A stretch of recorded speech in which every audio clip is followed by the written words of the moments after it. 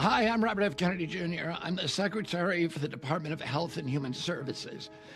In the final months of the election, President Trump repeatedly called for removing toxins from our food supply.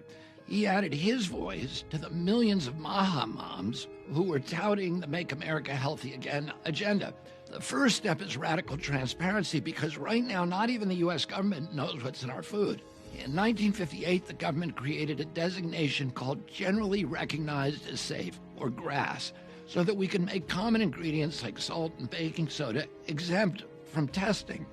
But today, it isn't just salt and baking soda.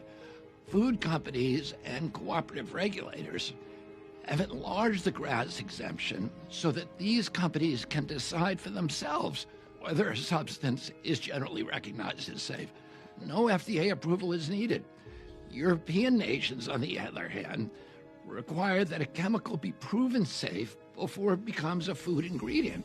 In our country, the GRAS standard means that every chemical is presumed safe until proven dangerous, and that proof might not happen until millions of Americans are sick with chronic disease.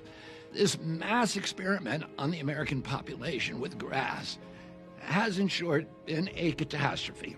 We now have around 10,000 chemicals in our food. Europe has only 400. For example, titanium dioxide, potentially linked to DNA damage and cancer, is banned in the EU, but it's in our children's food. Potassium bromate, a suspected carcinogen, banned in Europe and Japan. And you guessed it, it's in our children's bread.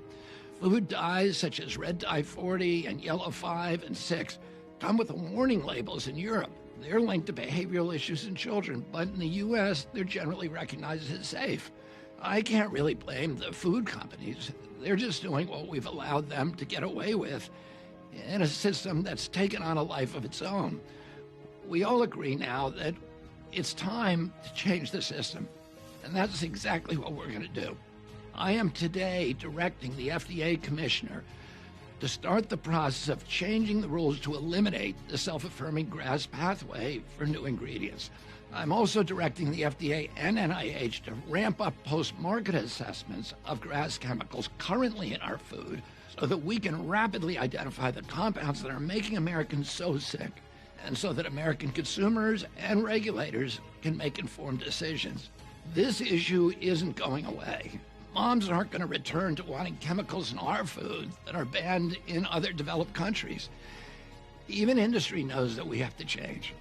So I promise you, I'm going to work with all parties, the companies, the moms, the scientists, the consumer advocates, to make American food the healthiest in the world the way that it was when I was a child. Produced by the U.S. Department of Health and Human Services.